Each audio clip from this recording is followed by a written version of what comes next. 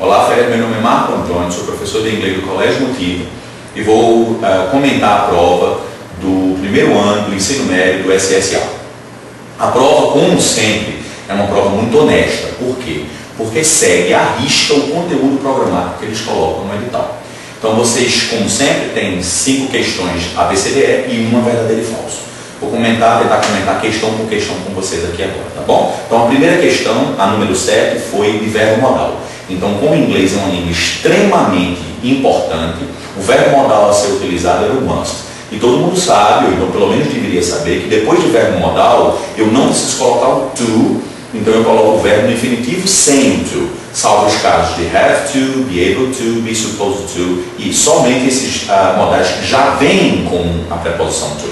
A questão 8 seria uma questão sobre there mais be. No caso, eu posso colocar esse be em qualquer tempo verbal. Pode ser there is, there are, there was, there were. E quando a gente tem uma interrogativa, a gente tem que lembrar que tem que ter a inversão do verbo com o there. Então, nesse caso, é uma pergunta, mas eu gostaria que a UPE abrisse o gabarito para 2 respostas. Por quê? Isso a gente já contestou. Pelo seguinte, porque eu posso perguntar how many workers were there e também posso perguntar how many workers weren't there. Semanticamente falando, não atrapalharia em nada o significado dessa pergunta. Então essa pergunta poderia estar tanto na positiva quanto na negativa. A questão 9 seria a questão de terceira pessoa, que você tem que colocar S ao final do verbo quando é present simple. Então, Jane é o sujeito, então deveria ser loves, depois de love tem a preposição to e depois o verbo viria sem nenhum acréscimo.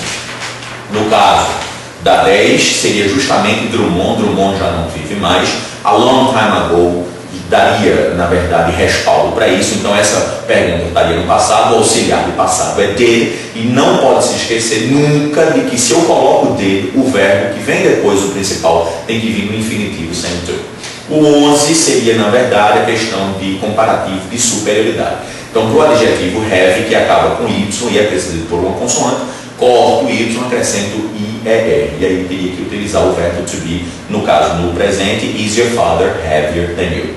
Eu só acho um problema, e sempre bati nessa tecla, que é a questão de compreensão de texto. Não exige nenhuma inferência do aluno. Eu, às vezes, acho que aqui no colégio eu trabalho com um nível altíssimo para o que eles vão cobrar no SSA. Então, frustra o aluno e frustra o professor. Porque aqui, nessa compreensão de texto que a gente viu, é contra o copy e contra o V, né? Aspiando aí o termo contra o copy. Então, era simplesmente você identificar a frase e copiá-la, tá, nas proposições de verdadeiro e falso. Então, para mim, vai a crítica e eu acho que deveria exigir um pouquinho mais de inferência do aluno.